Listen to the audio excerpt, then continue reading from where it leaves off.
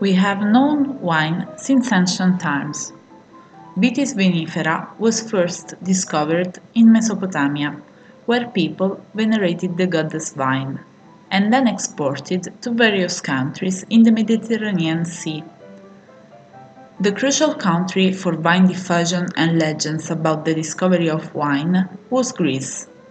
According to mythology, Dionysus lived in a grotto surrounded by vines. During his free time, he liked to play with the grapes and squeeze their juice out. Once he tried to drink it, he discovered it was good and exciting, and he decided to make a present to human. The best known story is that of Icarus. When the man hosts Dionysus, he shows his thankfulness, giving him some wine, and entrusted him with the task of letting the other people in his village know about wine, which he did. Unfortunately, Icarus' friends drank too much and fell sick, so they decided to kill him, thinking he poisoned them. The day after, they understood what they really did. In Greek epic, we should cite Homer, who gives wine a double meaning. On one hand, in his Odyssey, wine is the joy of the Cyclope, who likes it so much to get drunk. On the other hand, Ulysses uses wine intelligently, offering the Cyclope wine aiming to demolish him.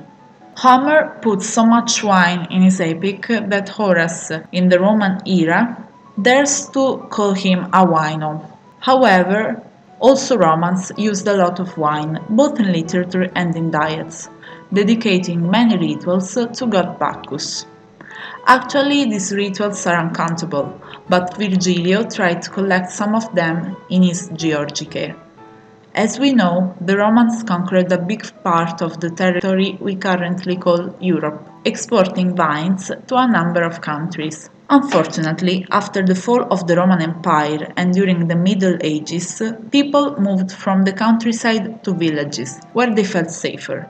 Therefore, many vines were destroyed. The only places where it was possible to cultivate were the monasteries. In fact, monks used wine for liturgies, and, despite it was thought monks should not drink wine, from the 10th century it was particularly used in their diet.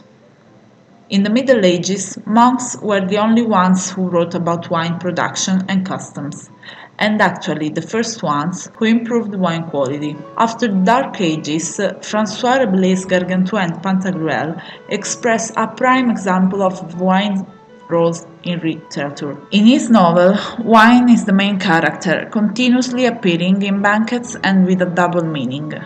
On one side, it represents the perdition and the vice of man. On the other, it is a symbol of wisdom.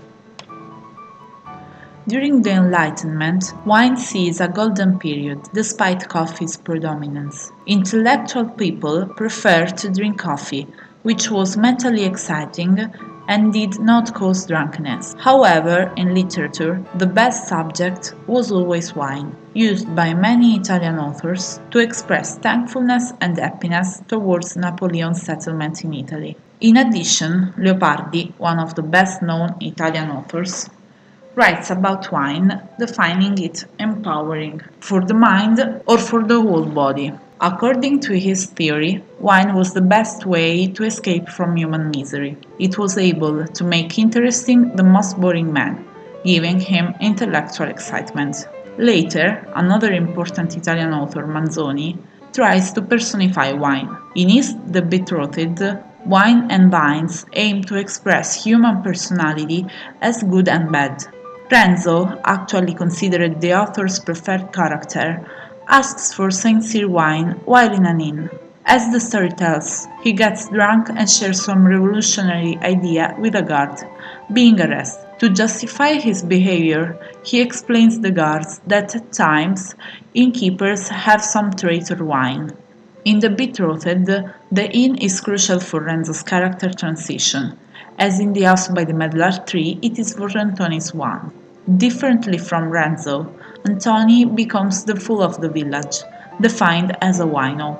But winos drink genius, as many French authors of the second half of the 19th century did, of which Baudelaire is the best known. The poet dedicated many writings to wine while conducting a dangerous lifestyle. In fact, he is also known for his strong usage of opium and hashish. Anyway, the poet refers to wine differently from the other authors. In fact, he does not take into consideration the negative aspects of wine, since he had many worse vices. In his poems, Baudelaire tries to personify wine, writing in the first person word of thanks towards man, who made a hard work in vines and cellar. In the 20th century, we find two authors with completely different point of view about wine. On one hand, there is Pascoli, probably alcohol addicted. In his poems, focused on nature's changes based on seasons, he continuously uses the vine to describe its unstoppable life cycle. Effectively, he talks little about wine itself, probably to deny his own vice. On the other hand, there is D'Annunzio, the teetotaler prophet.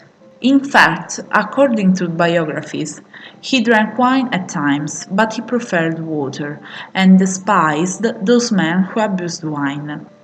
In his opinion, drunkenness was not a physical condition, but a mental stadium. In particular, he venerates himself as a god, enjoying a narcissist inebriation. In few words, what we just said leads to one main concept. Wine is not only a drink, but above all, it is the mirror of the human soul.